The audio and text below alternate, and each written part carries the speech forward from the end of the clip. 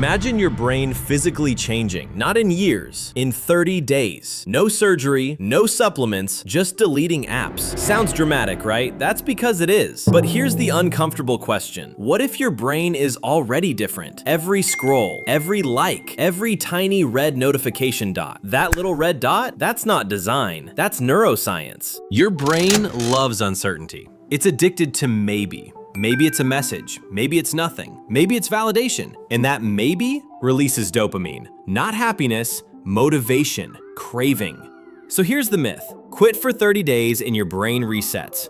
Sounds clean, simple, almost magical. Reality, it's messier. Because your brain doesn't reset, it adapts. And adaptation goes both ways. Let's talk about attention. Your brain was not designed for infinite scroll. Infinite scroll is infinite stimulation. And your brain loves stimulation. But here's the catch. What it loves short-term weakens long-term focus. In one study, participants who heavily used social media struggled more with sustained attention tasks. Not because they were less intelligent, but because their brains adapted to speed. Fast content, fast rewards, fast switching. Your prefrontal cortex gets tired, decision fatigue increases, impulse control drops. That's why you open Instagram for 5 minutes and exit 47 minutes later. Your brain didn't lose control, it followed the strongest stimulus. Now imagine removing that stimulus. Cold turkey. Day 1 feels powerful. You feel disciplined, almost superior. Day 3 feels weird, too quiet. You reach for your pocket. There's nothing urgent, but your brain expected something. Phantom vibrations are real. Your nervous system anticipates stimulation. It's not addiction in the dramatic movie sense, but it is conditioning. Cue, reward, repeat. After a week without cues, that loop weakens slightly. Your dopamine spikes become less chaotic.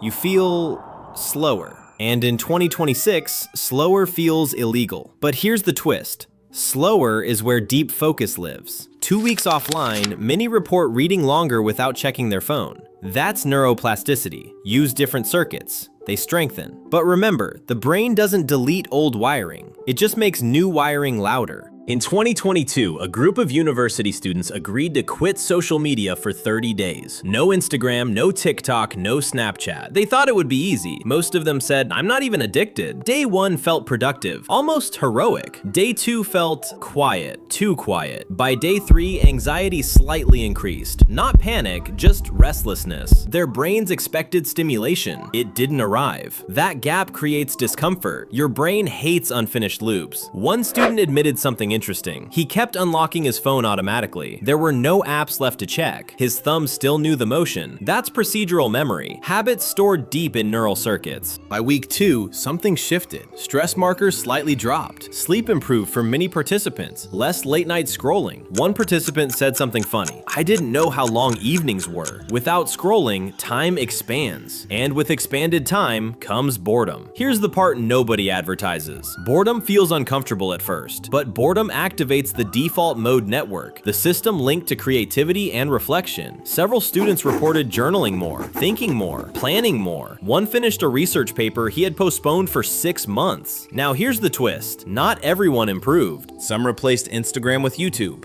or Reddit, or gaming. Same dopamine, different logo. The brain doesn't care about brand names. It cares about stimulation intensity. If you replace scrolling with binge watching, nothing rewires. Neuroplasticity requires new patterns, not the same pattern in disguise. By week 3, measurable differences appeared in mood stability, less emotional spikes, fewer comparison spirals. One participant said, "I stopped caring what strangers were doing." That shift reduces activity in comparison-related circuits. After 30 days, the brain didn't become new, but it became quieter. Now let's talk about comparison, the silent brain drain. Social media is a highlight reel. Your brain treats it as reality. Vacations, perfect bodies, perfect mornings at 5 a.m. Meanwhile, you're in pajamas at 11:47 a.m. Your brain compares automatically. It doesn't ask permission. Comparison activates threat circuits, subtle but real. Not because you're weak, because you're human. After 30 days offline, many participants reported lower envy. Lower envy means lower cortisol spikes. Lower cortisol means calmer emotional baseline. But here's the uncomfortable side.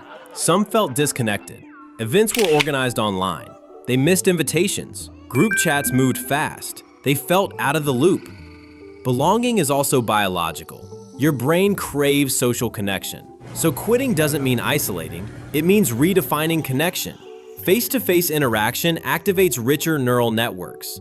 Tone, facial expression, micro-reactions. A like button cannot compete with that.